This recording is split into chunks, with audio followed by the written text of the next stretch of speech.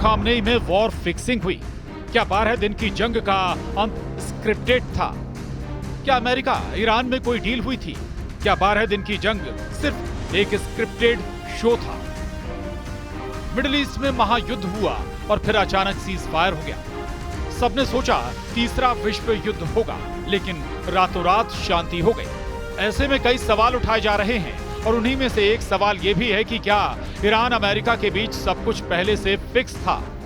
आज हम दिखाएंगे 12 दिन चले युद्ध का वो चेहरा जो पर्दे के पीछे रहा। 13 जून से 24 जून के बीच की तस्वीरों ने विश्व बिरादरी को दहशत में ला दिया था, क्योंकि ईरान और इजराइल के बीच खिंची तलवारों में अमेरिका भी अपने बारूदी दस्ते के साथ दाखिल हो गया था। इन 12 दिनों की लड़ाई में एक से बढ़कर एक हथियारों का इस्तेमाल किया गया। लेकिन अब इस जंग की जरा डीप स्टडी करते हैं, वो कहानी समझते हैं जो पर्दे के पीछे है। ईरान की फोर्दो न्यूक्लियर साइट की ये तस्वीरें 19 जून की हैं, जिसमें 16 ट्रक दिखाई दे रहे हैं। लाइन से खड़े ये ट्रक कुछ और नहीं बल्कि उस मिशन का हिस्सा हैं जिसमें अमेरिका का हमला शो बनकर रह गया। साइट के एंट्रेंस पर एक बुलडोजर, टनल में मूवमेंट और अगले दिन यानी 20 जून को कई ट्रक गायब। मतलब हमले से 3 दिन पहले ही न्यूक्लियर फैसिलिटी हटाई जा रही थी।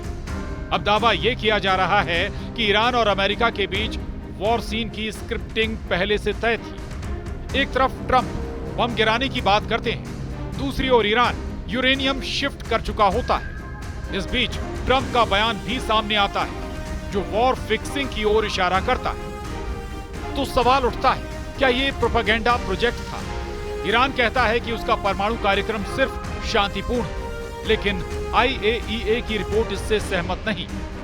ताजा रिपोर्ट कहती है कि ईरान के पास 60% तक शुद्धता वाला यूरेनियम जमा है और अगर ये 90% तक पहुंचा तो ईरान परमाणु बम की दहलीज पर होगा।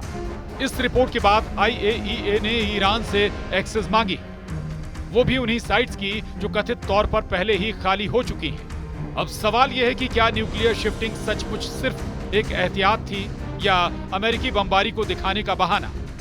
क्योंकि अगर हमले से पहले ही यूरेनियम हटा लिया गया था तो क्या ये एक पॉलिटिकल थिएटर का प्लॉट था? 12 दिन की जंग का वो पड़ाव जिसमें मिसाइलें दागी गईं, बेस खाली हुए लेकिन जाने नहीं गईं। ईरान ने कतर और इराक में मौजूद अमेरिकी बेस को निशाना बनाया, लेकिन हमला करने से पहले अमेरिका को सूचना दी। अमेरिका ने बेस खाली कर लिया। फिर वही हुआ, ट्रंप सामने आए और बोले ईरान ने पहले ही बता दिया था। अमेरिका के राष्ट्रपति ट्रंप ने पहले ही कहा है कि ईरान ने हमें पहले ही वार्निंग दी थी। शुक्रिया, कोई हताहत नहीं हुआ। तो क्या वॉर को टाला गया या वॉर को डिजाइन किया गया? क्या दुनिया को सीमित युद्ध दिखाया गया ताकि राजनीति का एजेंडा सेट हो सके? और सबसे बड़ा सवाल, कहीं ये जंग असल में सिर्फ कैमरों के लिए तो नहीं थी? ईरान और अमेरिका के बीच तनाव उस वक्त और बढ़ गया जब सामने आया कि ईरान के फोर्दो परमाणु सेंटर से 400 किलो संवर्धित यूरेनियम गायब हो गया है, जिसे ईरान के न्यूक्लियर सेंटर पर हुए अमेरिकी हमलों से पहले ही हटा दिया गया था। एटॉमिक एक्सपर्ट्स का मानना है कि ये यूरेनियम लगभग 10 एटम बम बनाने के लिए काफी है और अब तक की जानकारी के मुताबिक अमेरिका को नहीं पता है कि ईरानी शासन ने ये यूरेनियम अब कहां रखा है। ये भी बात सामने आ रही है कि हमले से पहले तक ईरान के पास वो सारे उपकरण और तकनीक थी जिससे वो 2 हफ्ते के अंदर परमाणु बम बनाने के लिए यूरेनियम को संवर्धित कर लेता। फिलहाल अमेरिका का दावा है कि मौजूदा समय में ईरान के पास वो तकनीक और इक्विपमेंट्स नहीं है जिनसे वो तेजी से यूरेनियम को संवर्धित करके एटम बम बना सके। ईरान पर इजरायली और अमेरिकी हमलों में उसकी परमाणु बम बनाने की तकनीक और उपकरण नष्ट होने के दावे किए जा रहे हैं।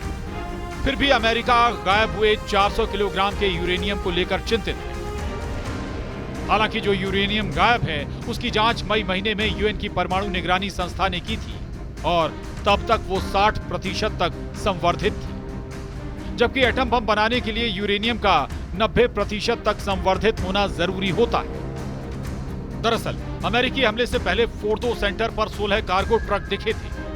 दावा किया जा रहा है कि इन ट्रकों में ही लादकर यूरेनियम और जरूरी मशीनें ईरान से कहीं और शिफ्ट कर दी गई। सबसे हैरानी की बात यह है कि अमेरिका को इस मूवमेंट की जानकारी पहले से थी और वो उसे ट्रैक भी कर रहे थे।